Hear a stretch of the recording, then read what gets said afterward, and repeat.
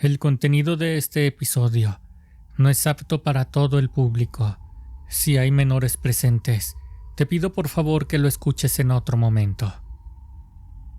Era el año 2015, cuando me encontraba en una época en la que no sabía qué hacer de mi vida. Siempre fui muy consentido por mis papás, y tampoco es que fuera un bueno para nada. Solía ayudarle a mi padre en su tienda de semillas y alimento para mascotas. Era solo que lo que él me podía pagar era muy poco para lo que yo necesitaba. Precisamente, estaba buscando qué hacer para ganarme plata y no seguir siendo casi un mantenido. Mi principal motivación era algo muy básico para mí. No es que quisiera una motocicleta o un automóvil propio, pues cuando quería podía usar el de mis papás. Simplemente, mi primera necesidad era tener una computadora nueva, ya que aquella que mis papás habían comprado años atrás, cuando la empecé a necesitar para mis tareas de la escuela, ya estaba bastante obsoleta. Era muy lenta y hasta se trababa, y yo, que era amante de ver videos y blogs por internet, pues necesitaba hacer algo para ganar lo suficiente y actualizarla o comprar una nueva. Esa noche me encontraba yo en mi habitación, desvelándome como de costumbre, mientras intentaba ver videos en mi vieja computadora. El internet siempre ha sido una fuente de contenido de todo tipo, y por mi edad, era natural que buscara principalmente videojuegos y videos 3X. Algunas veces los descargaba para verlos después, y otras más, simplemente los miraba una vez y jamás los volvía a encontrar. Una ocasión, mientras descargaba algunos videos musicales, me topé con uno que decía simplemente «Video de Valentín Elizalde», un cantante muy famoso en mi país. Fueron algunos minutos en los que tuve que esperar para poder verlo. La música de este artista era uno de esos gustos que había heredado por parte de mi madre. Recuerdo aún que, cuando por fin terminó la descarga del video, me puse a verlo. Pero no era un video musical. Se trataba de algo que la mayoría de las personas considerarían algo perturbador. Se trataba de una autopsia. Ahora sé bien que era un video bastante popular entre la gente que le gustaba ver contenido morboso. Pero en ese entonces yo nunca lo había visto, ni siquiera imaginaba que existiera. Me ganó la curiosidad y lo terminé de ver a detalle. Era de muy baja calidad. Estoy seguro que había sido grabado con uno de los primeros teléfonos que incluía cámaras de video. Se suponía que había sido grabado en el año 2006, cuando falleció el cantante, víctima de un crimen. Había sido ejecutado con armas de fuego. Esto sí lo recordaba, pues para mi mamá, así como para muchos fanáticos, había sido una triste noticia años atrás.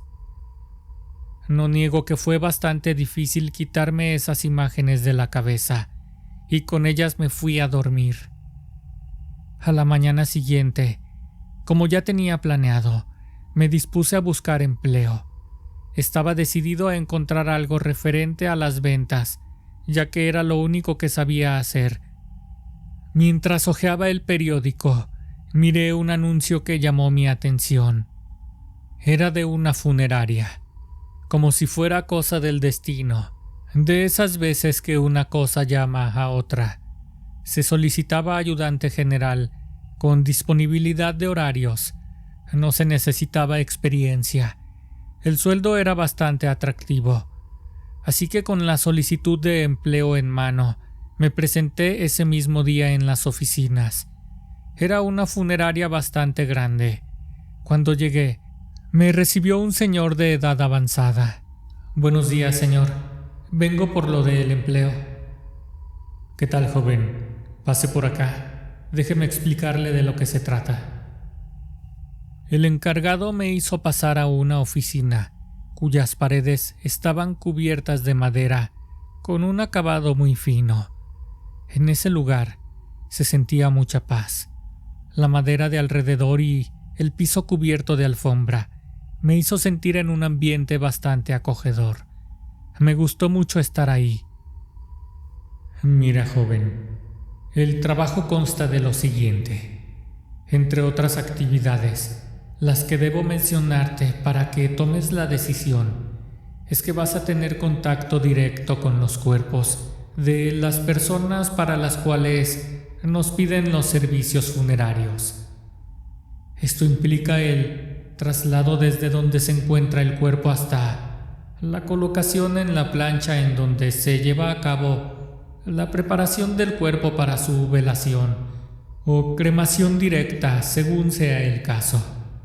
Fuera de eso, pues podría llegar a ser necesario que funjas como asistente durante, digamos, la preparación de los cuerpos. Los horarios son variables. Debo ser sincero, el trabajo a veces es muy pesado por los horarios y bastante difícil por la naturaleza en la que llegan algunos cuerpos. Te comento esto desde ahora para que puedas tomar una buena decisión. Tú podrás comprendernos. Hay que dejar las cosas en claro desde el principio. Permanecí en silencio. Sinceramente, nunca me imaginé que el trabajo constara de todas esas actividades. Pensé que simplemente cargaría ataúdes de un lado para otro y, así después de pensarlo por un momento y de sacar cuentas en mi mente, creí que con que trabajara un par de semanas ahí tendría lo suficiente para comprar mi computadora nueva y ya después estaría buscando otro empleo. Está bien, señor. Yo creo que puedo hacerlo sin problema. Muy bien. Carlos te llamas, ¿verdad? Te espero el día de mañana a las 9, por favor. Iniciaremos con tu capacitación temprano. Al llegar a casa, un poco más tarde, mi mamá se encontraba haciendo algunos quehaceres, y cuando le platiqué acerca de mi nuevo empleo, se mostró bastante renuente. Me trató de convencer para que buscara mejor otra opción. Oye, hijo, esos trabajos son muy feos. No me gustaría que trajeras a un muertito a la casa. Es decir, ya sabes lo que dicen de las personas que acaban de fallecer. Capaz que se te pega un espíritu. Y luego los olores, hijo. No, la verdad yo no estoy de acuerdo. Habla con tu papá, a ver qué dice cuando se entere. Contrario a lo que pensaba, mi papá tomó diferente esa noticia. No trató de convencerme, aunque ahora pienso que él no daba un centavo por mí. Apuesto que estaba seguro de que no duraría ni 2 días en ese empleo y regresaría a su tienda a pedirle trabajo de nuevo. Esa noche volví a ver aquel video de la autopsia. Me daba mucho morbo. Aunque yo obviamente no sería el encargado de realizarlas, sí estaría cerca del lugar donde las hacen en mi nuevo empleo. Finalmente, al día siguiente, me presenté a trabajar como había acordado. Mi primer día básicamente fue preparar las flores frescas para colocarlas en los floreros de la capilla. Después me dediqué a limpiar el piso de las salas en las que se encuentran los familiares de los difuntos y asegurarme de que las cafeteras contaran con agua y demás cosas que un tanto básicas fueron para mí, cosas que cualquier persona podría hacer. Esa noche, al llegar a casa y platicarle a mis padres las actividades que había estado haciendo, ellos se mostraron con una actitud diferente.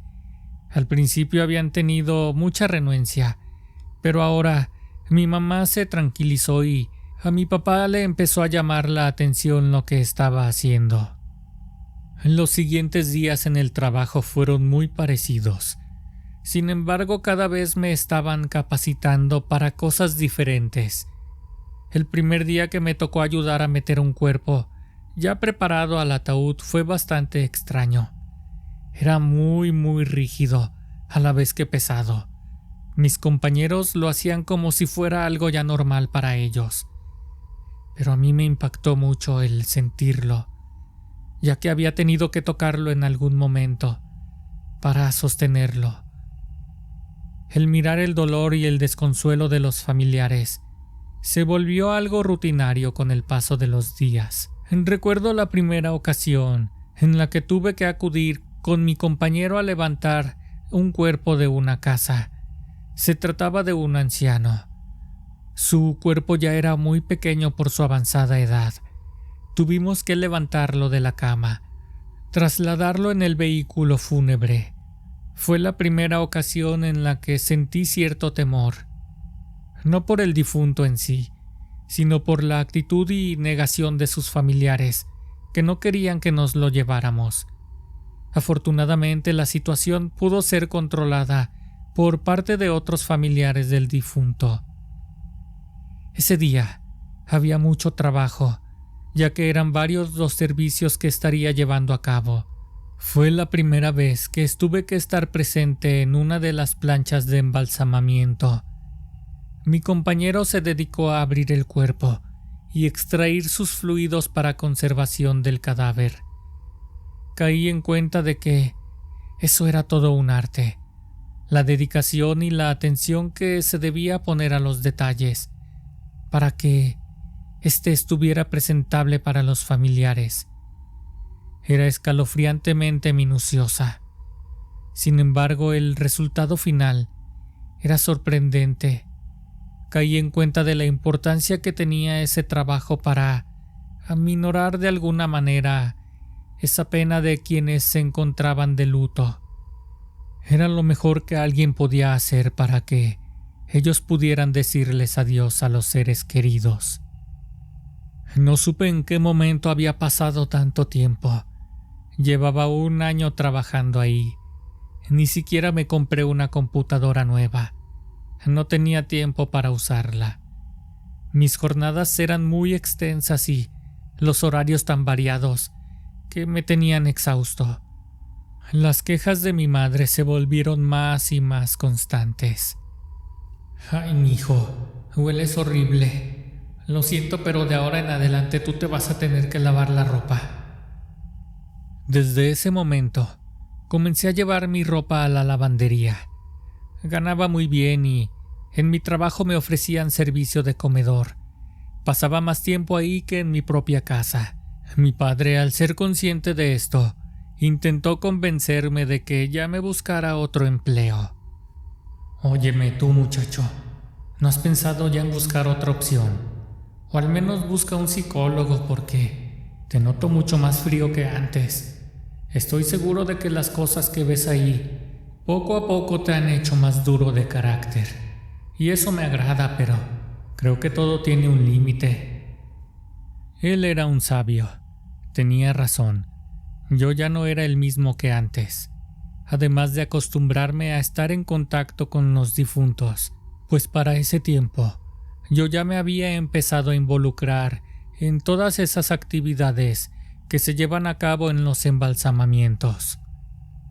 Mi compañero Fernando se percató de mi interés en el tema y se ofreció a enseñarme. Muy bien, pues vamos a comenzar. La primera regla aquí, mi estimado Carlos, es el respeto. Son seres vivos que lo seguirán siendo de alguna manera. Recuerda que todo se transforma. Tú no te metas con ellos y ellos no se meterán contigo. Solo haz lo que tienes que hacer. No caigas en tentaciones. Recuerda que la carne sigue siendo carne. Las palabras de mi compañero y amigo Fernando eran más que claras. Solo debía seguir sus indicaciones. Por la parte técnica, no tuve ningún problema.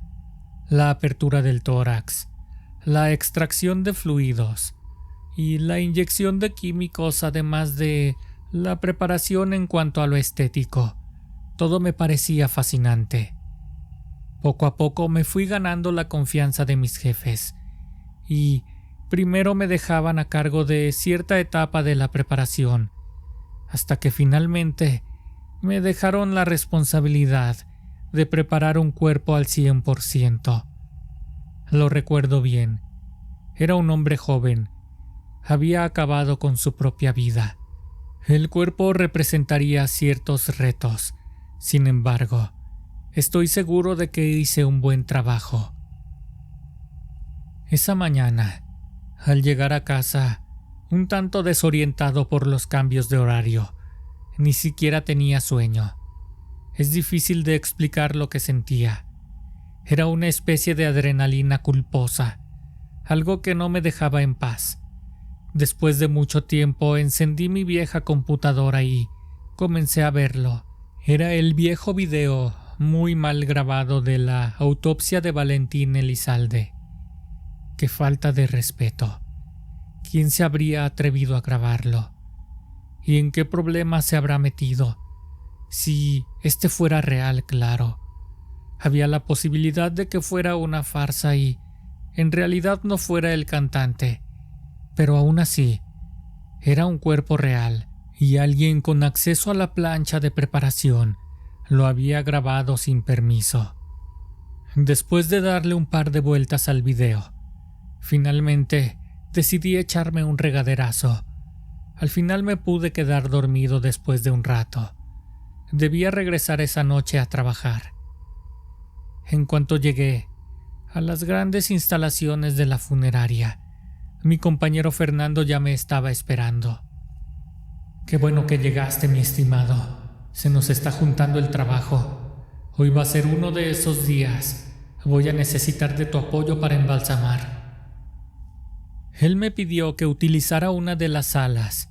Eran dos con varias planchas en las que podíamos trabajar incluso con varios cuerpos a la vez de ser necesario. Al abrir una de las bolsas, me di cuenta de que era una mujer mayor. Había fallecido a causas naturales. Comencé con mi trabajo. Mientras el primer proceso se completaba, abrí la siguiente bolsa negra. Fue una sorpresa para mí. Una mujer joven. Su cuerpo parecía intacto. Si bien había fallecido víctima de algún accidente doméstico, su cuerpo no presentaba ningún tipo de lesión visible. Aún no estaba rígido. Uno debe comenzar por una leve inspección. Para esto ya los forenses hicieron su trabajo. No hay mucho que ver. Pero en este caso, y discúlpenme de verdad por lo que voy a declarar, pero no podía dejar de ver ese cuerpo. Era perfecto. Pobrecita, se llamaba Clara. ¿Por qué te fuiste sin habernos conocido antes? Nunca había sentido eso por una mujer. Recordé aquellas palabras de mi compañero y amigo Fernando. El respeto. Traté de controlarme, pero fue inevitable. Tomé el teléfono de mi bolsillo y, ¿para qué les voy a mentir? Comencé a tomar algunas fotografías y videos del cuerpo antes de ser intervenido. Entonces comencé con la preparación y continué con el cuerpo que ya tenía en proceso. Después de un rato, cuando seguí preparando a Clarita, ya solo me faltaría el maquillaje.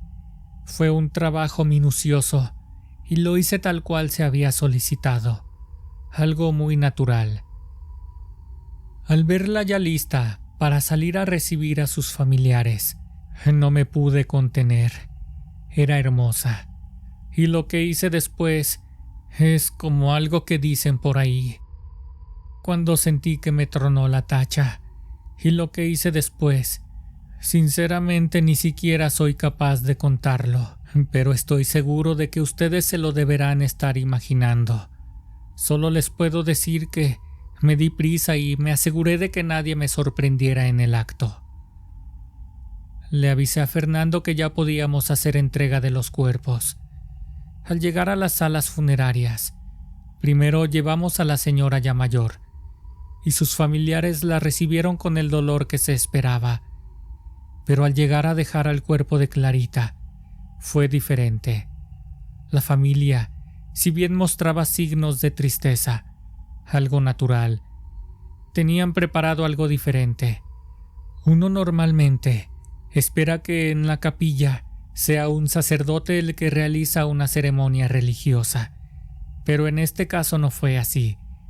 Estando reunidos los familiares, al entregarles el féretro, se acercó de inmediato un hombre todo vestido de blanco y comenzó a hacer algunos cantos como un acento que no pude distinguir, bien pudo ser cubano o puertorriqueño. Estaban cantando mientras aplaudían alrededor de ella. Las mujeres llevaban collares como de madera, y los hombres llevaban sombrero y una vestimenta algo tropical.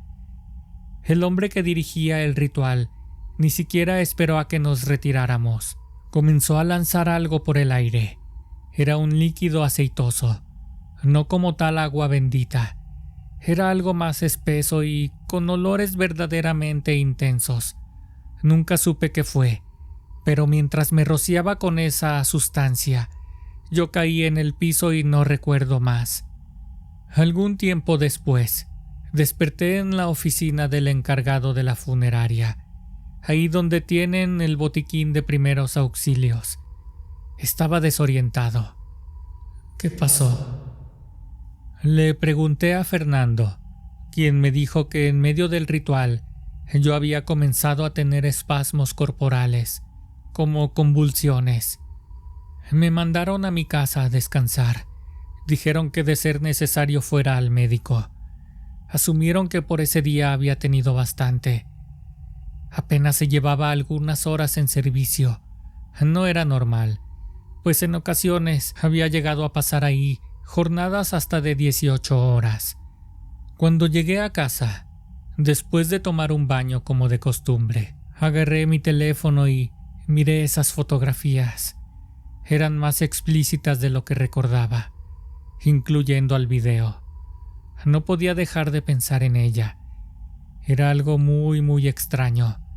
No debía ser normal. Por mucho morbo que tuviera, no sabía por qué lo había hecho. Los días transcurrieron así. Volví a trabajar de manera normal, pero nunca volví a ser el mismo. A partir de aquel acontecimiento, las convulsiones volvían y cada vez se fueron haciendo más constantes. Esto me trajo problemas para trabajar de manera normal. Ahora tenía que estar tomando medicamentos a diario, que la verdad poco me ayudaban. El trabajo en la funeraria comenzó a bajar considerablemente.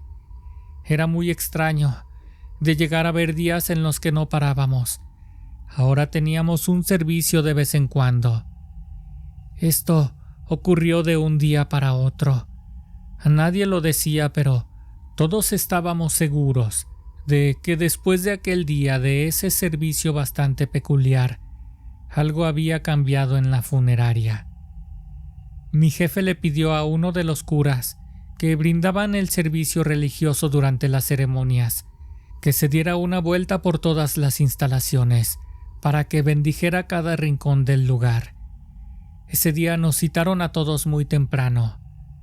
El padre comenzó a recorrer cada lugar de la funeraria y nosotros junto a él.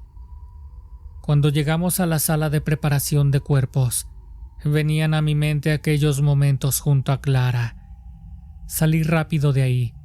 No pude soportarlo. Continuamos con el recorrido. Lo más fuerte ocurrió cuando al llegar al mismo lugar, aquel en el que había sido velado el cuerpo por sus familiares de Clara, o mejor dicho, donde habían realizado aquella ceremonia tan peculiar, esa especie de ritual tradicional, sentimos que la temperatura bajó drásticamente de un momento para otro. El sacerdote no había parado de rezar en ningún momento, pero ahí fue cuando comenzó a hacerlo con más fervor. Empezó a lanzar agua bendita por el aire, y cuando ésta me cayó encima, yo de nueva cuenta perdí el conocimiento. De nuevo cuando desperté, estaba muy desorientado. Más en esta ocasión porque ahora no estaba en la oficina donde estaba el botiquín. Me habían llevado a la capilla. El padre estaba seguro de que yo había sido poseído por un espíritu, y no pararon de rezar hasta que yo finalmente volví a recobrar la conciencia. Mi compañero Fernando le contó al padre que yo había sido el encargado de preparar aquel día el cuerpo de la mujer, esa que había sido velada en el lugar. El señor cura me llamó a hablar a solas con él, y sin preguntarme nada, me dijo lo que yo había hecho ese día, y que había estado muy mal, que era uno de los peores pecados que alguien podría cometer, un sacrilegio. Pero también me dijo algo que nunca voy a olvidar. En este momento te absuelvo de tus pecados, pero debo decirte algo. Tú no la poseíste a ella, ella te poseyó a ti. Ese fue mi último día de trabajo en el lugar. Regresé con mi padre, quien me orientó y me ayudó para que yo pusiera una sucursal de su negocio. Pese a todo lo que pasó, hace poco tiempo me ganó la curiosidad. Entré en mi habitación, encendí mi nueva computadora. Ahí había pasado todos los archivos de mi viejo teléfono antes de cambiarlo por otro. Abrí los archivos. Fue algo horroroso para mí el darme cuenta de que la persona que estaba en la plancha de embalsamamiento ese día no era aquella joven hermosa que recordaba. Se trataba de una anciana, la más decrépita que había visto en mi vida. Era un cadáver en estado avanzado de descomposición. Borré todo de mi computadora, pero hasta ahora no he podido borrar esas imágenes de mi mente.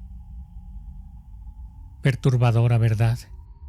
¿Tú llegaste a saber algo acerca de ese supuesto video del gallo de oro?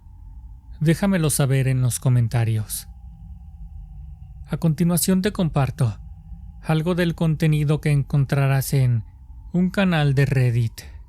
De verdad te agradecería si nos apoyaras a mi equipo y a mí para seguir creando contenido y traerlo hasta ti. Suscríbete a ambos canales si aún no lo has hecho. Muchas gracias. Historia número 1. Mi hija no ha sido la misma desde el accidente. Mi hija no ha sido la misma desde el accidente de auto el mes pasado. Antes era una típica niña de kinder, alegre y despreocupada. Claro, se ponía de mal humor si se acostaba tarde o pasaba demasiado tiempo en la tablet. Pero, sobre todo, era un rayo de sol que brincaba por la casa. Pero desde el accidente no fue tan grave.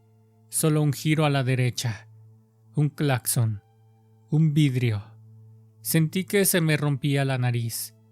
Honestamente, eso fue lo peor que me pasó. Sara estaba en el asiento trasero, dormida en su silla elevadora. Ella apenas se movió. Llegó la ambulancia y el paramédico nos revisó a ambas. Dijeron que como Sara era menor de edad, tenían que llevarla a observación. En el hospital, me pidieron que permaneciera en la sala de espera mientras la revisaban y me dijeron que lo mejor era que la dejara por la noche. Nunca debía haberla dejado sola ni un minuto. Cuando fui por ella a la mañana siguiente, estaba callada y retraída, pero contenta de verme. Me abrazó aferrándose a mí. La calmé mientras me abrazaba. Pregunté que si necesitaba firmar algo a la enfermera antes de irnos sin saber muy bien el procedimiento. Ella me miró muy déspota por haberla interrumpido. Puede irse, dijo finalmente, mirándome como si fuera un insecto. Salimos del hospital. Sara estaba un poco callada cuando llegamos a casa y no tenía mucha hambre. Aún así le dejé un poco de galletas por si cambiaba de parecer. Tenía que conseguir un auto y tal vez por eso no me di cuenta de su extraño comportamiento. Mi seguro no cubrió mucho de lo que pasó a mi auto. Supongo que eso pasa cuando pagas el mínimo. Finalmente encontré uno y programé una cita.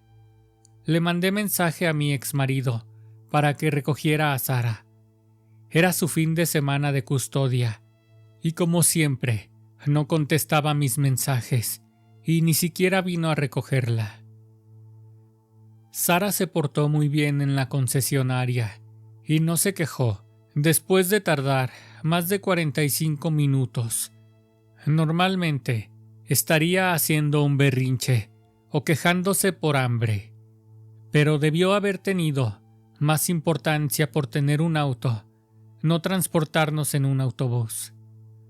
Le dije al vendedor que necesitaba una silla de auto para mi hija antes de poder manejarlo. Él se quedó confundido por un momento. Es cierto que Sara estaba a punto de dejar de necesitarla, pero la seguridad es importante para mí, le dije con seriedad. El vendedor me sonrió y me dio una. No era rosa, pero podría ponerle calcomanías después si quería. La abroché y me senté. El accidente me había dejado nerviosa. Miré a mi hija por el retrovisor. Respiré hondo y exhalé. Giré la llave y encendí el auto. El viaje a casa fue silencioso. Sara debió haber sentido miedo al verme manejar de nuevo y le hablé. ¿Quieres escuchar música? Me gusta más este auto. ¿Sí? Qué bien. A mí también. ¿Qué fue lo que más te gustó? Pero eso fue todo lo que me respondió el resto del viaje. Cuando llegamos, le hice un sándwich como le gusta. Te portaste muy bien hoy. ¿Quieres galletas? Le dije acariciándole la mejilla. Finalmente asintió con una sonrisa. Aliviada, le di galletas y me fui a la habitación. Llamé a mi exmarido de nuevo y cerré la puerta antes de dejarle un mensaje en su contestador automático. Mira, Connor, hoy era tu día con la niña. Si quieres ser padre, compórtate como tal. Está bien si no quieres verme, pero Sara no merece que la decepciones. Tiré el teléfono sobre la cama con disgusto. Respiré hondo y volví a la cocina con Sara. Había ordenado los triángulos de sándwich y las galletas en una línea perfectamente recta sobre la mesa. Oye, come tu comida en lugar de jugar con ella, o me la voy a comer. No, dijo bruscamente, mirándome con furia. Sus ojos eran fríos, y nunca me había visto de esa manera. Aturdida, ni siquiera supe qué decir. No era la forma normal que un hijo le grita a su madre. Esto estaba lleno de rabia fría y latente. Un escalofrío me recorrió por la espalda. Bueno, solo estaba jugando. No me comería tu galleta, dije regresándole la galleta. Su única respuesta fue un ceño fruncido mientras volvía a colocarla en línea como estaba, como si estuviera más molesta por haberla interrumpido con su meticuloso orden que por el hecho de que me la fuera a comer. Todavía no había comido nada. Llamaría al médico por la mañana. Sentí culpa tal vez por el accidente de auto, y fue traumático para ella, y no me di cuenta. Vimos su película favorita antes de acostarse. Ella solo miraba la pantalla. Normalmente se reía, pero no esta noche. Solo había un silencio inquietante mientras ella miraba fijamente la televisión. La arropé y le di un beso en la frente. Inquieta me senté en su cama. Uy, fría. Voy a tener que acurrucarte como un gusanito. Ella solo me miró sin pestañear. Inquieta me senté en su cama. Oye, mi amor, sé que tuviste un día largo y que debió ser muy aterrador estar en ese pequeño accidente. ¿Quieres hablar de eso? Ella siguió mirándome por un momento. Papá no te puede ver. El nivel de veneno hizo que se me revolviera el estómago y me estremecí involuntariamente. ¿Qué? Fue todo lo que pude decir. Arruinaste todo, me dijo con sus ojos llenos de puro odio. Incapaz de recuperar la compostura, le dije que esas palabras no eran muy bonitas antes de levantarme y después me dijo: Buenas noches, mami. Dulcemente, extendió sus brazos para que la abrazara. Le di un abrazo vacilante y un beso en la mejilla. La dejé dormir. Subí un par de grados al termostato de su habitación. Connor debió haber estado hablando con ella. ¿De dónde más sacaría esa rabia? Agarré mi teléfono y vi que finalmente recibí un mensaje de él. Deja de contactarme. Eso fue todo. Esa noche no dormí nada. A la mañana siguiente, llamé a su pediatra. Ya no estaba registrada como paciente. Habían eliminado su expediente del consultorio. Pero, ¿quién la eliminó? Fue a petición del padre. Lo siento. Podemos hacer la cita si lo desea. ¿Por qué la eliminó Connor? Era tan malditamente rencoroso. Calmando mi ira, subí a Sara al auto y me senté nerviosamente al asiento del conductor. Podía sentir el terror mientras estaba sentada ahí. Me hacía sentir claustrofóbica. Miré a Sara por el retrovisor. Respiré hondo y exhalé. Giré la llave y conduje. La llevé al consultorio del médico y me acerqué a la recepcionista. Hola, solíamos ser pacientes aquí. Todavía somos, dije frenéticamente. La recepcionista solo sonrió. De acuerdo, no hay problema. Podemos volver a registrarla al sistema. Genial. Sara ha estado un poco callada y actuando raro. Tuvimos un accidente la otra noche. Nada grave, pero tuvo que quedarse en observación. Ya sabes, por si acaso. Pero no he estado jugando ni comiendo mucho. Está bien, la revisaremos. ¿Su nombre? Sara. Sara Brown. Iba a matar a Connor más tarde. ¿Por qué le haría esto a su hija? Una cosa era sacarme de su seguro, pero ¿por qué la sacaría a ella? Lo odiaba con cada fibra de mi ser en ese momento. Fecha de nacimiento. La recepcionista frunció el ceño, sacándome de mis pensamientos. Le recité su fecha y dirección. La recepcionista se puso más incómoda mientras respondía. ¿La niña está aquí?, preguntó preocupada. Sí, está justo aquí. Miré a mi alrededor, pero se había ido. ¿Sara? Miré frenéticamente por toda la oficina. Debe haberse salido. La recepcionista estaba haciendo una llamada mientras yo corría por el pasillo y salía al estacionamiento. Se había ido. Estaba a punto de llamar a la policía cuando vi que estaba sentada en el auto, abrochada lista para irse. Abrí la puerta del coche. «Sara», grité enojada.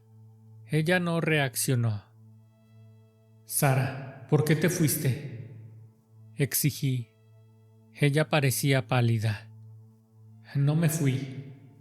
Un coche de policía se acercó y un agente bajó. «¿Señora Samantha Brown?». Un nudo se formó en mi estómago. ¿Por qué sabría mi nombre? «Sí, estoy aquí, para que revisen a mi hija», le contesté al oficial mientras señalaba el auto. «Señora, necesita abandonar las instalaciones». «Pero, mi hija», respondí sintiendo coraje. Su expresión dejó claro que no iba a ceder. ¿Qué les habría dicho Connor sobre mí? Por favor, solo necesito que revisen a mi hija. Está enferma. Señora, si no se retira de las instalaciones, tendré que detenerla. Estaba claro que no iba a pasar de él. No discutí. No podía ser arrestada. ¿Qué harían con Sara? Subí al auto y cerré la puerta de golpe. El techo parecía más bajo y las paredes me oprimían. Puse mis manos al volante y las vi temblar. Respiré hondo. Exhalé. Giré la llave y conduje. Miré a Sara por el retrovisor. Estaba callada e inexpresiva. No puedes hacer eso, Sara. No puedes dejarme así. Dije sin poder ocultar mi voz temblorosa. El camino estuvo en silencio por un momento. Tengo hambre, dijo finalmente. Comencé a reírme de alivio y entré a un 7-Eleven. Bueno, ¿qué quieres? Galletas, dijo alegremente. Entramos a la tienda y ella me apretó la mano. Prometo que no te dejaré de nuevo, mami. Conseguimos nuestras golosinas y un refresco para mí. La volví a abrochar y sentí el frío temor mientras miraba la puerta del lado del conductor. No quería subir a ese ataúd de metal.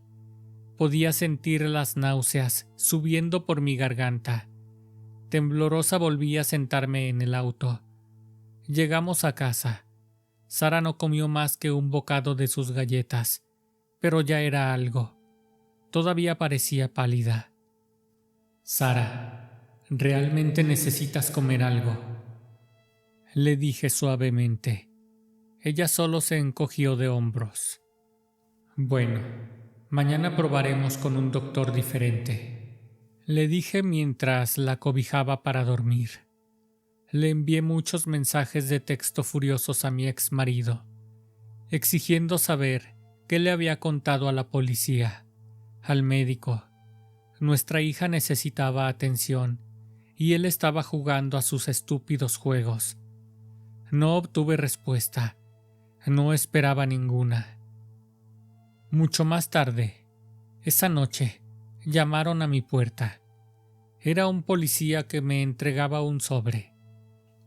¿Qué es esto? Buenas noches, señora. Estoy aquí para entregarle una orden de restricción. No debe contactar ni acercarse a menos de 200 metros de Connor Brown. No hice nada. Mi hija necesitaba atención médica. Mi exmarido me está impidiendo ir con su pediatra. El policía solo me miró fríamente. Señora Brown, su hija murió hace 2 años. Usted era la conductora. El nivel de alcohol en su sangre estaba por encima del límite legal. Dejó que el peso de sus palabras se asentara a mi alrededor. No se le permite acercarse a menos de 200 metros del señor Brown. ¿Entendido? Pude sentir cómo las paredes de mi casa se cerraban a mi alrededor, mientras mi corazón golpeaba fuerte mi pecho. No. Él estaba jugando conmigo. Sara está ahí, dije entre jadeos de pánico. Era una broma, una pesadilla. Cerré la puerta de golpe y esperé a que la policía se fuera. No sé qué les dijo Connor, pero debe haber sido suficientemente convincente como para que ignoraran a la dulce Sara que estaba justo detrás de mí. La agarré y la subí al auto. Nos vamos de aquí, solo tú y yo. Me obligué a sentarme en el asiento del conductor, luchando contra cada instinto de huir de esa maldita máquina de metal. No, necesitamos irnos.